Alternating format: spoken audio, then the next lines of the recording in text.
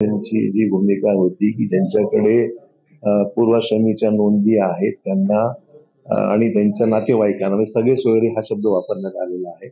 त्यांना सुद्धा हे कुणबीमध्ये दाखले मिळावेत. मागच्या काळामध्ये ज्यांच्याकडे कुणबी प्रमाणपत्र ज्यांचे दाखले होते त्यांना प्रमाणपत्र देण्यात आलेले आहेत. नव्याने शासनाने यंत्रणा उभी करून त्यांच्याकडून दाखले शोधण्याचं काम सध्या सुरू आहे.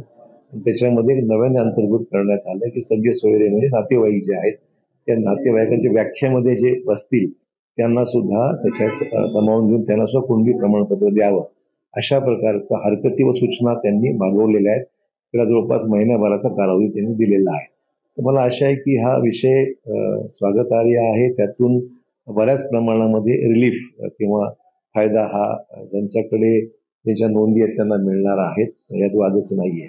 परंतु सरसकट सर्वांना इतरांना ज्यांच्याकडे कुणबीचे दाखले नाहीत किंवा प्रमाणपत्र नाहीत त्यांचा विषय अजूनही अनुत्तरित आहे. तोही प्रश्न मार्गी लागला तर एकंदरीत पूर्णपणे सकल मराठा समाजाला त्यातून न्याय मिळेल.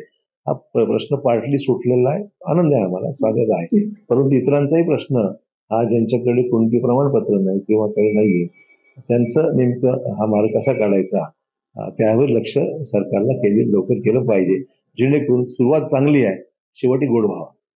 त्यामुळे 16 फेब्रुवारी नंतरच त्याची अंमलबजावणी होईल असं कायदेशीररित्या आजच्या त्या GR मधून दिसत आहे. त्यामुळे एक चांगलं आहे की फक्त ज्यांच्या नोंदी आहेत तेवढ्यापुरती मर्यादित न राहता ज्यांच्या नोंदी त्यांच्या नातेवाईकांना सुद्धा द्यावं असा त्यातला एकंदरीत अर्थ निघतोय. तर ठीक आहे, म्हणजे संख्या वाढेल त्यातून, परंतु ज्यांच्याकडे काहीच नोंदी नाहीत किंवा जे हा प्रश्न एकंदरीत कायम सुरू